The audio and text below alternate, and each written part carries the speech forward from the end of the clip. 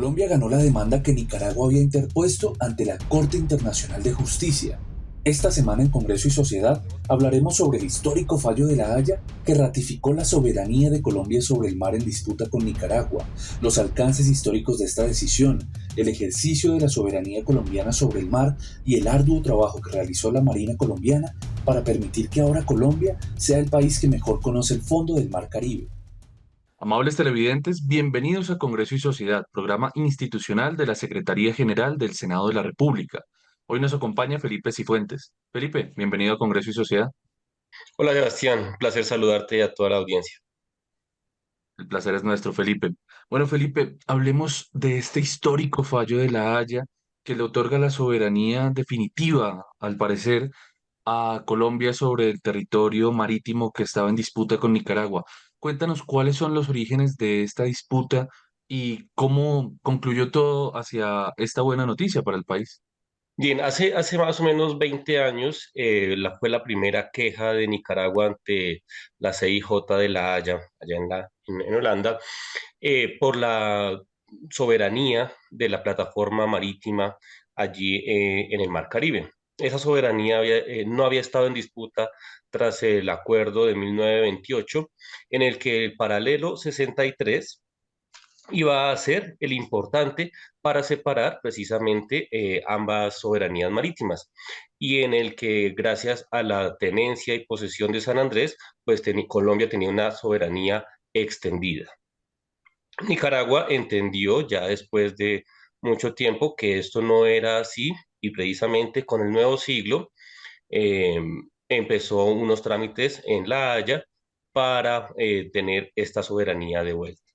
Así fue que inició y el primer fallo que hubo en este respecto fue en 2012.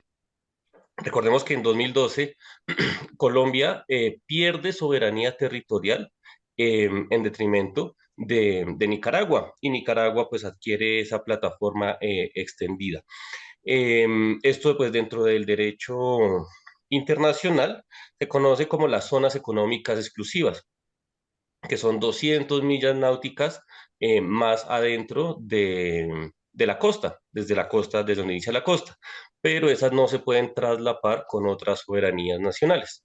Y precisamente eso fue lo que ocurrió. Y como Colombia efectivamente ejerce soberanía sobre San Andrés, entonces allí se traslapaban. Por eso, en los reclamos de Nicaragua está que San Andrés inclusive pertenece a la soberanía nicaragüense, precisamente.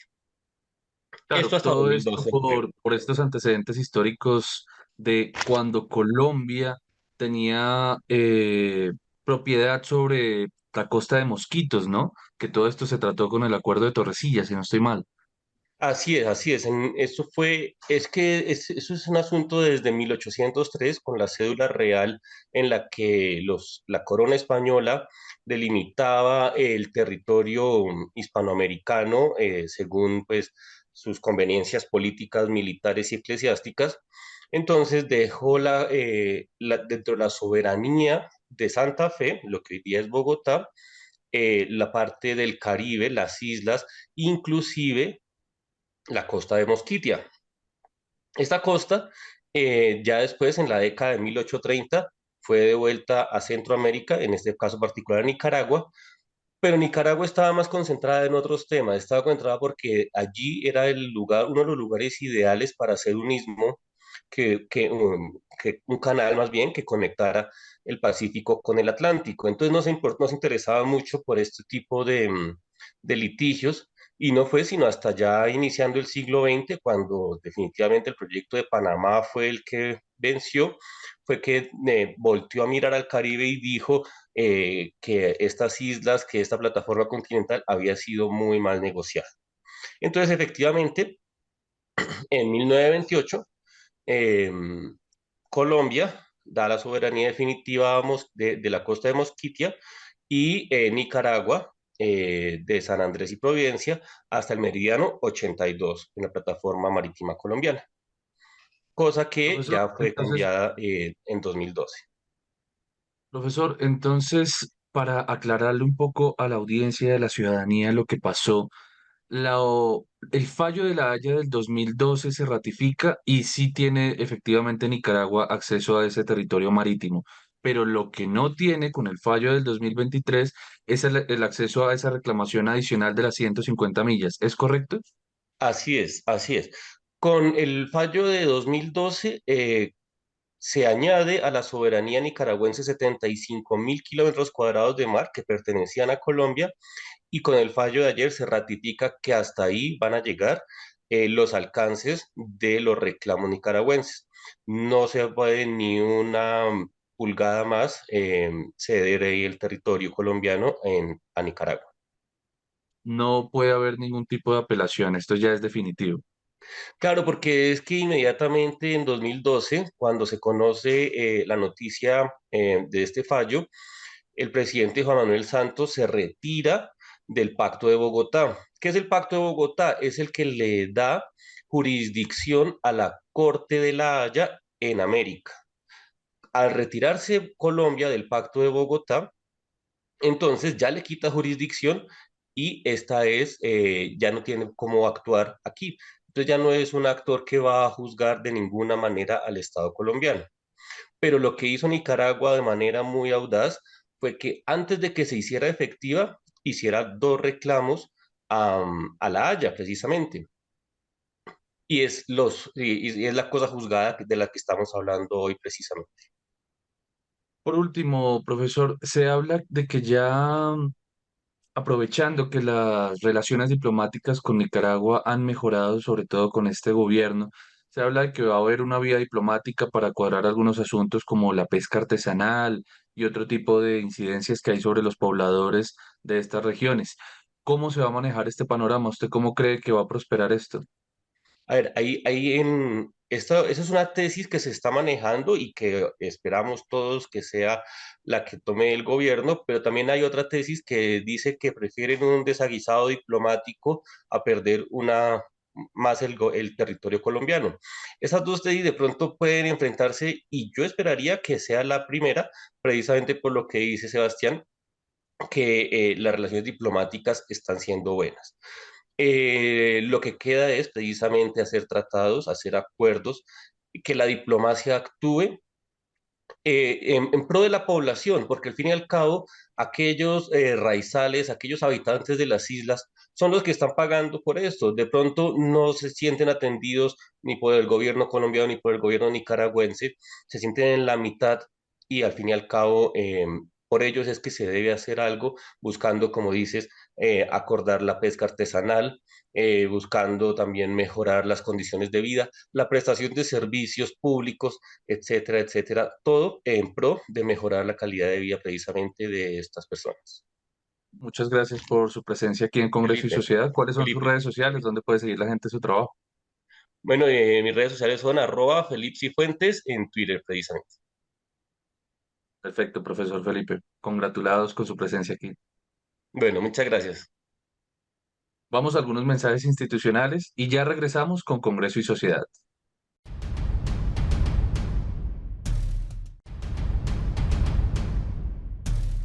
De nuevo en Congreso y Sociedad, esta vez con la senadora Clara López. Senadora, bienvenida a Congreso y Sociedad. Muy buenos días, encantada de estar con ustedes. Bueno, senadora, ¿cómo recibe este fallo de La Haya muy favorable para Colombia? Y quiero saber, ¿este es el fin definitivo de esta disputa territorial?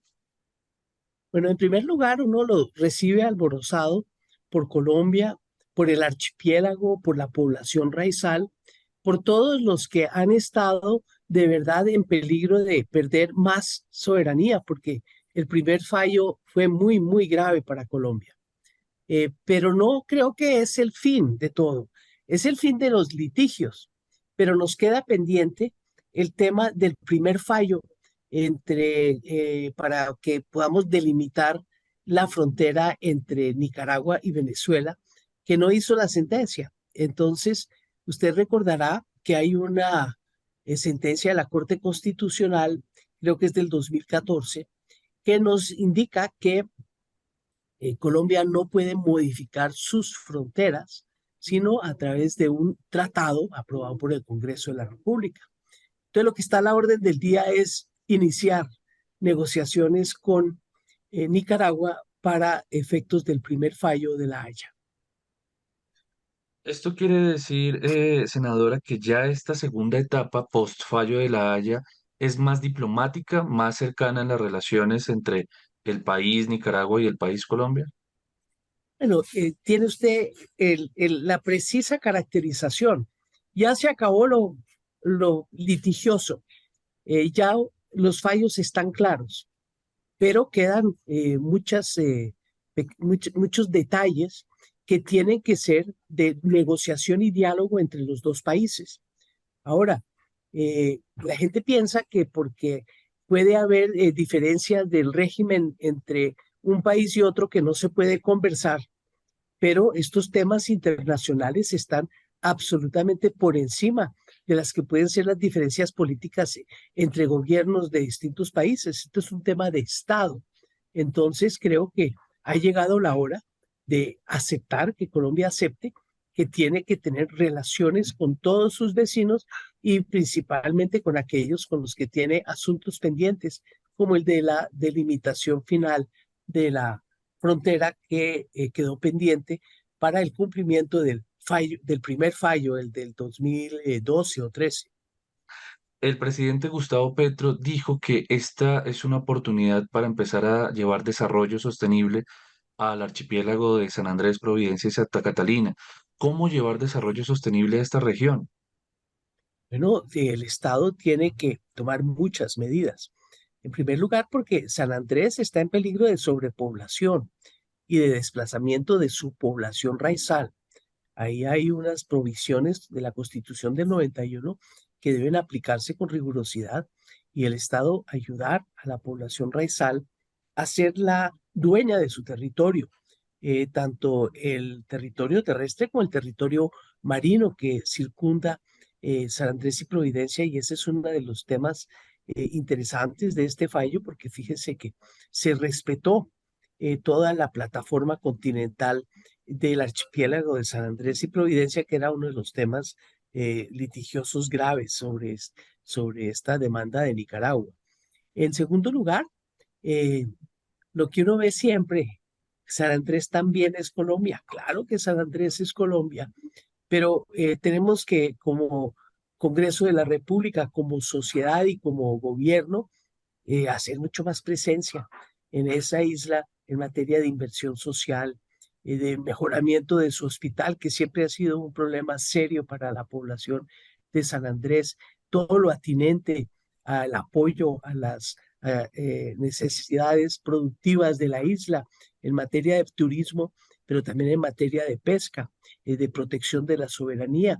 Y un tema que hoy es más vigente que nunca, la reserva del Sea Flower, que es un patrimonio de la humanidad compartida por varios países, y tenemos que tener una actitud de protección multinacional en esa zona tan rica, tan hermosa, coralina, llena de especies, y que es la manera de proteger eh, todo lo que es el patrimonio subacuático, por decirlo de alguna manera, de todo el mar Caribe.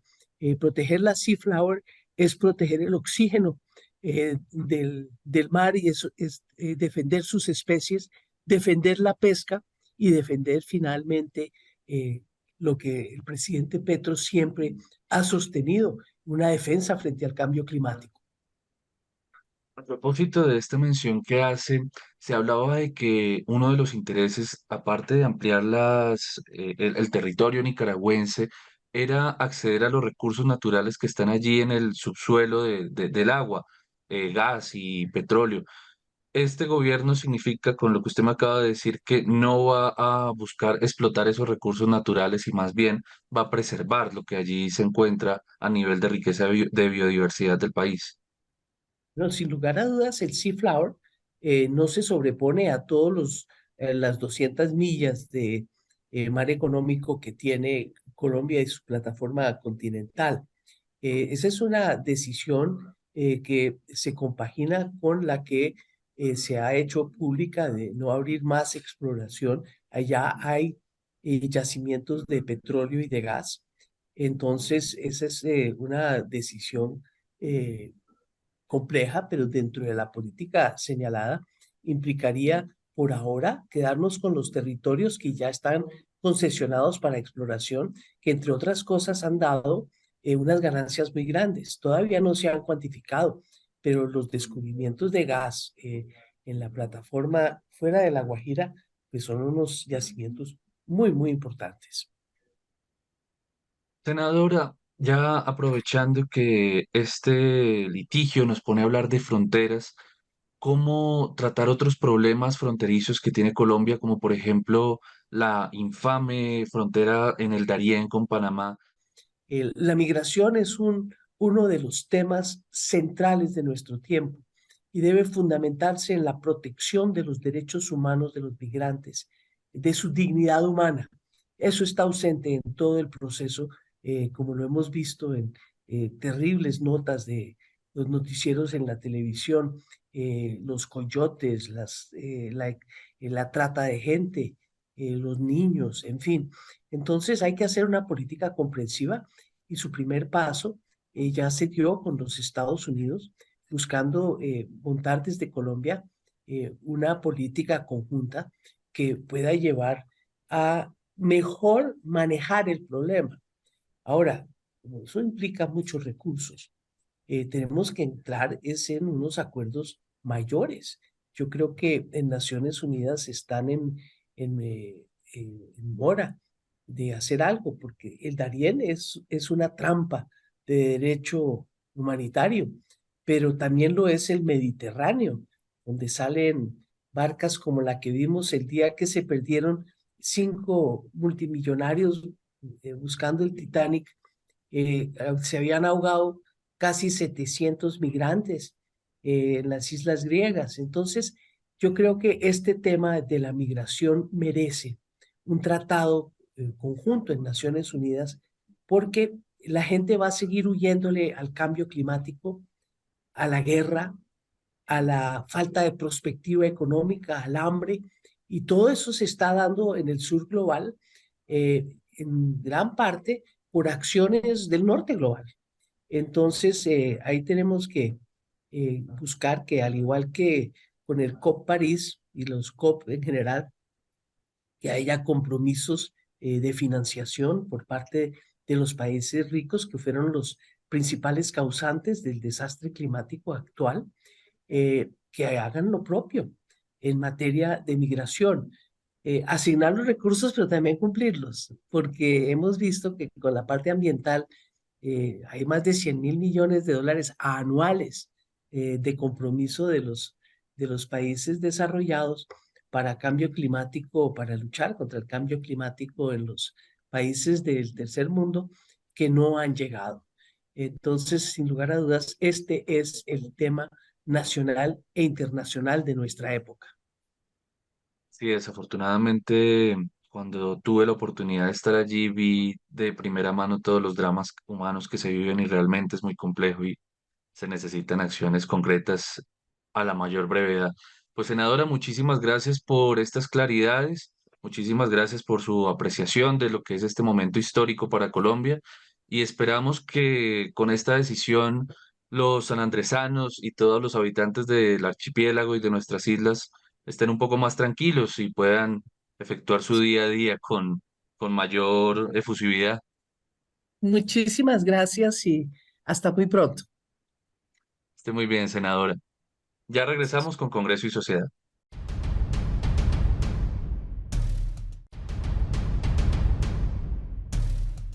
De nuevo en Congreso y Sociedad, ahora con Camilo Botero. Camilo, bienvenido a Congreso y Sociedad. Muchas gracias, Sebastián, por la invitación. Encantado de estar nuevamente acá con ustedes. Bueno, Camilo, hace más o menos un año y medio, hablábamos de las posibilidades de este fallo y hoy ya es una realidad. ¿Cómo vio el fallo? Y quiero que aclaremos algo a la ciudadanía. Lo que pasó en noviembre del 2012, los 75.000 kilómetros de ese primer fallo, esos ya son parte de Nicaragua, eso ya no es recuperable. Lo que pasó aquí en este nuevo fallo del 2023 es que no se accedió a la pretensión de ampliación de ese territorio de Nicaragua, ¿es correcto? Es correcto, aunque hay que tener en cuenta que no es todavía, o sea, hay un asunto, y eso lo dijo la Corte Constitucional a partir del fallo del 2012, y es que en nuestro derecho interno, para poder tener una frontera, para generar una nueva frontera, debe haber algún tipo de tratado. Y eso es lo que tenemos que trabajar ahora con Nicaragua. Aquí es importante mencionar que lo realmente importante, o sea, hay dos cosas importantes de este fallo del 2023. La primera, central, es que se detienen las pretensiones cada vez más ambiciosas de Nicaragua con respecto al Caribe Occidental.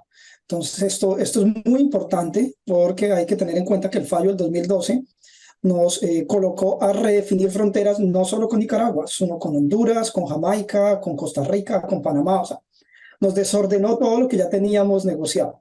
Pero lo segundo, importantísimo de este fallo, es que nos da ahora la oportunidad de poder tener una política de Estado como el país que tiene mayor cantidad de área marina en el Caribe, para poder tener una estrategia de largo plazo, precisamente para poder tener una visión interna y externa respecto al Caribe Occidental. También otra cosa importante para resaltar de este fallo es que permitió que las islas, o determinó que las islas sí tienen derecho a plataforma continental, ¿no? Sí, totalmente. De hecho, aquí hay que destacar muchísimo el trabajo de la Armada Nacional, porque claro, por cuestiones de reserva, esto no lo sabe la ciudadanía. Al final de cuentas son asuntos muy delicados, pero en los últimos 10 años, un poco más, la Armada Nacional empezó un trabajo de exploración submarina muy, pero muy importante, de vanguardia realmente a nivel de los países que tienen más tecnología, para poder determinar exactamente todos esos bancos, esas islas, lo que llamábamos cayos, que hoy en día de hecho se llaman islas menores, porque la diferencia a veces en el lenguaje nos parece que da lo mismo decir cayos que islas menores, pero en el derecho el lenguaje es el 90%, de manera que ahora nosotros conocemos, gracias al fallo del 2012, el país, después del primer periodo un poco de pelearnos todos con todos, nos permitió unirnos en una nueva estrategia y llevó a que en este momento yo podría creer que somos el país que mejor conoce el fondo marino del Caribe, y eso permite precisamente que podamos decir cada una de las islas menores que tenemos: Serrana, Bajo Nuevo, Serranilla, Roncador, cuál es la plataforma continental que le corresponde. Y eso va a ser muy importante para la nueva etapa que arranca pues precisamente ahora, que es esa de negociación con todos los demás países. Y recordemos que no solamente tenemos el archipiélago en el Caribe Occidental, también tenemos el archipiélago en el Pacífico con Malpelo, donde curiosamente ha habido más cooperación entre los países. Costa Rica, Panamá, Colombia, Ecuador han llegado a acuerdos muy importantes de trabajo conjunto, incluso en temas de plataforma extendida, mientras que en el Caribe hemos decidido usar esa idea de que nos dejamos dividir y al final terminamos todos perdiendo. Bueno, muy interesante conocer ese trabajo que se ha venido realizando. Realmente no es algo de conocimiento público y nos alegra que se hable acá en este programa. Camilo, y Colombia, sin embargo, en esta década, desde el fallo del 2012, ha ejercido soberanía sobre esos 75.000 kilómetros que le atribuyó la Haya a Nicaragua, o inmediatamente dejó de tener presencia en este lugar. Bueno, siempre hay que tener en cuenta que entendemos por soberanía, y también que hay ciertas operaciones de tipo de control de soberanía, de seguridad, que pues no conocemos la mayoría de ciudadanos, porque de nuevo es un asunto tremendamente delicado. Lo que sí sabemos es que la Armada nunca ha desamparado el archipiélago, por decirlo de esa manera. Siempre ha estado pendiente de, sobre todo, los bancos de pesca ancestrales. Y aquí hay un asunto que yo quiero destacar, y es que la pesca no es una actividad económica importante en San Andrés, en el archipiélago. No es por el valor económico que tiene la pesca. Lo importante de la pesca es que es una actividad ancestral, finalmente es un archipiélago, y con el fallo del 2012, lo que hace la Corte, que es lo que nos sorprendió a la mayoría de los que trabajamos también en temas de ordenamiento del marentorio, es que prácticamente fraccionó los bancos de pesca. Entonces esto llevó a que los pescadores puedan estar dentro del o sea, puedan salir a pescar, pero no llegar hasta los bancos de pesca. Y eso realmente, nos afectó mucho. Entonces la Armada siempre ha estado pendiente de apoyar al archipiélago en eso. Y este es el momento en que vamos a poder empezar a negociar con Nicaragua y decirle, bueno, ¿por qué no creamos? Esa es la política, la geopolítica del siglo XXI, a diferencia de todos los anteriores siglos de que era el más fuerte prevalece. En el siglo XXI hemos llegado a la conclusión que tenemos que ceder un poco, negociar. Como Colombia no somos nuevos en esto, en los temas marino-costeros. Tenemos un área común con Ecuador, precisamente para pesca artesanal.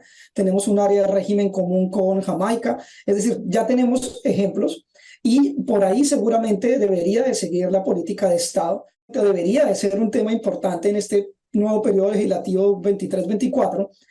Hablar del marentorio, hablar de esa política de Estado, hablar de cómo tenemos regulado lo interno y cómo deberíamos de trabajar lo externo. Así que yo estoy muy optimista, aunque evidentemente dependerá de que logremos unirnos en ese interés de Estado, porque no es de gobierno. Esto, que queramos pensarlo o no, esto va a tardar 2, 5. Negociar es muy largo. Imaginémonos entre países, imaginémonos entre tantos países que nos toca negociar. Y sobre todo imaginémonos los dos casos más difíciles, más complejos que tenemos, que es Nicaragua, que en este momento, digamos que termina un proceso de casi 50 años de litigio internacional, y Venezuela, con quien todavía tenemos muchas cosas pendientes en nuestra frontera marítima del Caribe. Puntualmente con Venezuela, ¿qué tenemos pendiente? Bueno, la frontera en La Guajira no está definida, no hay un tratado como tal que lo diga. Y aquí de nuevo las islas son importantes. Hay un proceso, pues seguramente le invito a los espectadores a que luego revisen el caso de la isla, de todo el archipiélago de los Monjes. Pero hay un asunto fundamental también.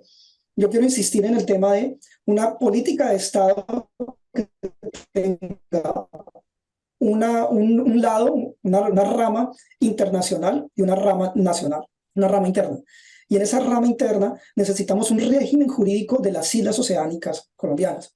Aquí estamos hablando principalmente de San Andrés y de Malpelo, pero en términos generales, como país, no nos hemos pensado hacia el mar, si no es porque Nicaragua nos lleva a pensar del mar y la Corte Internacional de Justicia nos llama la atención, casi que no estaremos hablando del tema.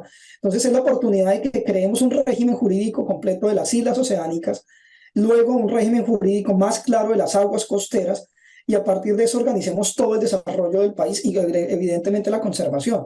Entonces, para recalcarlo, tenemos que empezar a hablar con Jamaica, Honduras, Nicaragua, Costa Rica, Panamá y Venezuela en el Caribe. Entonces es todo un campo, así que los jóvenes que nos estén escuchando, están estudiando relaciones internacionales, ahí tienen campo hasta para el doctorado seguramente. Bueno, es una bonita oportunidad para empezar a pensar estos temas y estos pendientes que tenemos como Estado. Pues Camilo, muchísimas gracias por tu presencia aquí en Congreso y Sociedad, donde puede conocer más a fondo la gente tu trabajo. Sí, bueno, muchísimas gracias. Pueden mirar por medio de la Sociedad Geográfica de Colombia. También, pues también estoy en redes sociales como @cm_botero de Camilo Mateo Botero. Camilo, pues muchas gracias por tu presencia aquí en Congreso y Sociedad. Y a ustedes, amables televidentes, los invitamos a contactarnos a través de nuestras redes sociales. Los esperamos aquí en Congreso y Sociedad en una próxima oportunidad.